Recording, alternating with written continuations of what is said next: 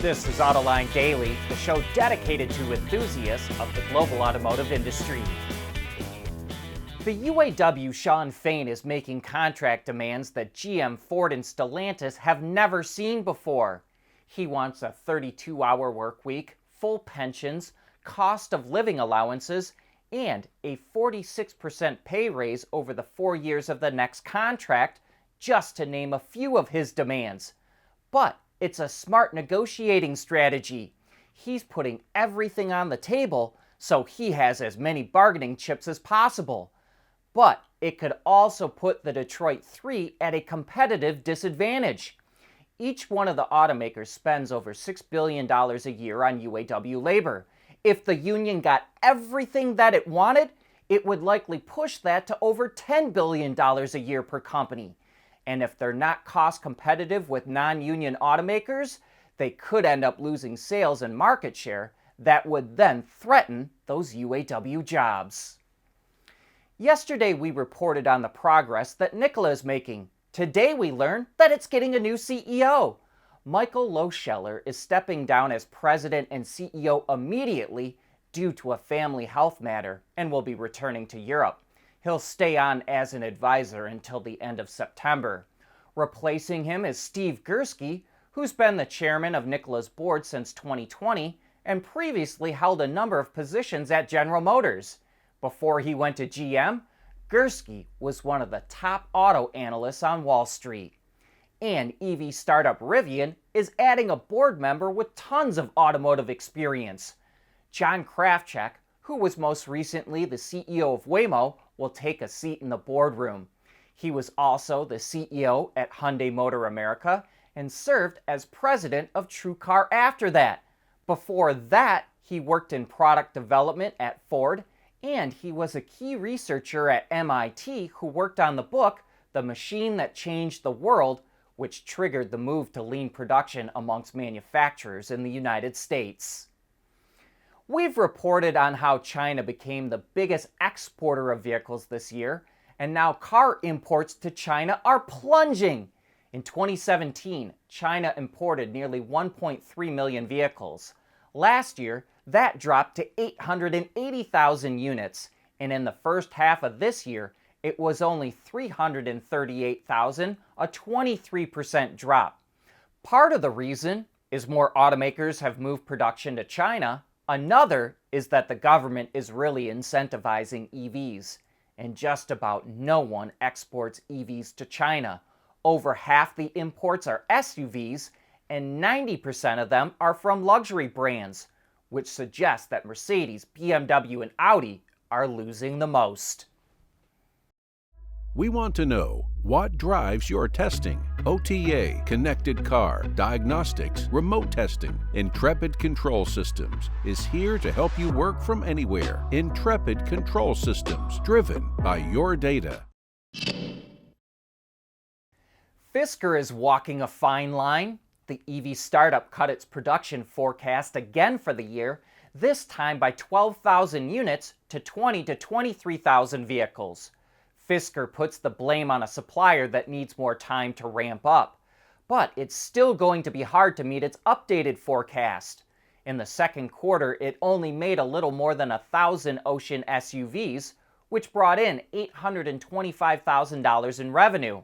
It lost almost $88 million in its operations, about the same that it lost a year ago, but that was 38% lower compared to the first quarter. Its net loss was $85 million.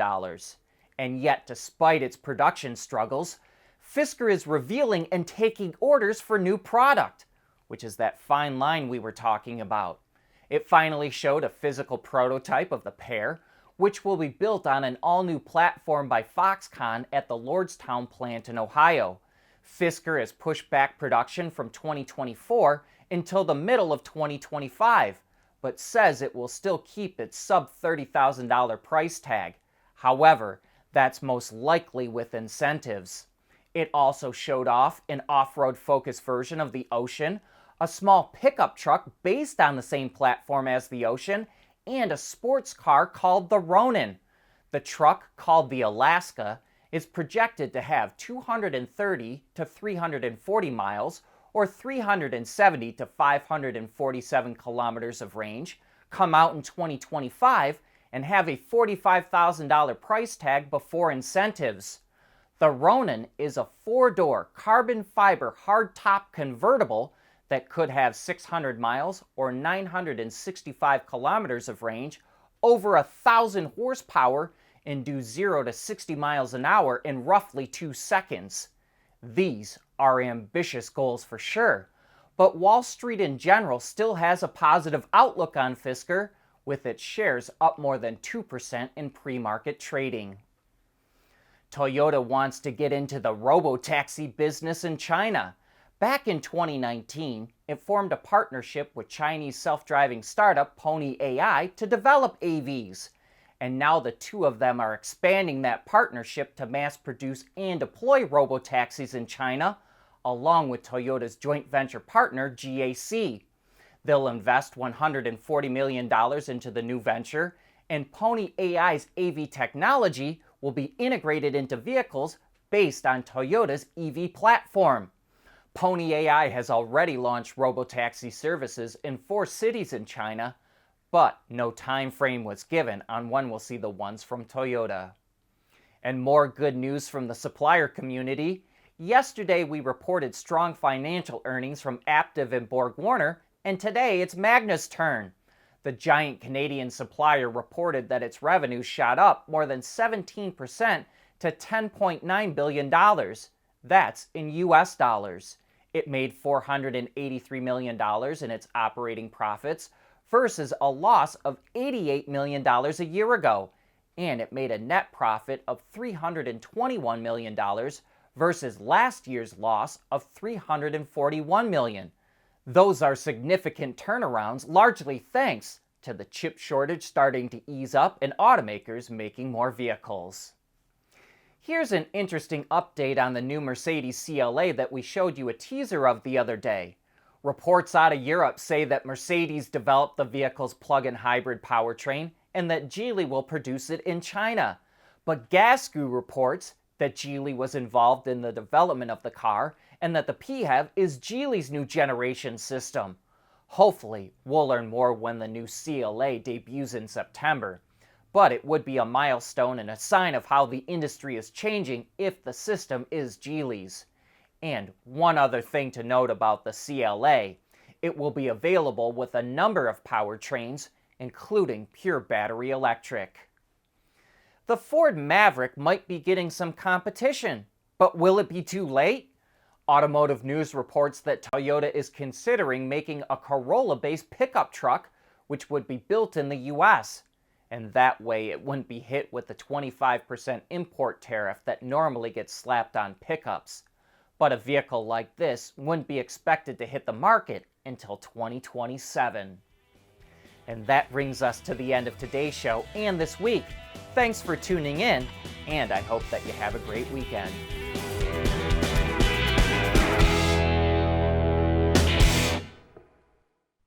Autoline Daily is brought to you by Bridgestone, solutions for your journey. Intrepid Control Systems, over-the-air engineering, boost your game. Scheffler, we pioneer motion. And by Teijin Automotive Technologies, the formula for better mobility.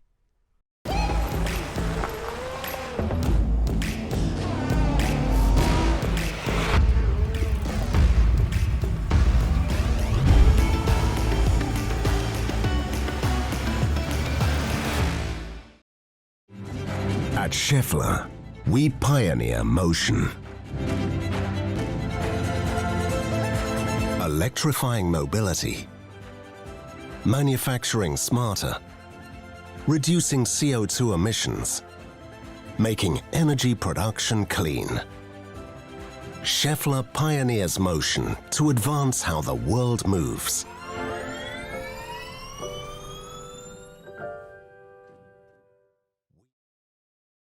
At Teijin Automotive Technologies, we combine world-class composite materials expertise with cutting-edge designs because, frankly, there are better ways to lightweight vehicles. So lighten up with Teijin Automotive Technologies, the formula for better mobility.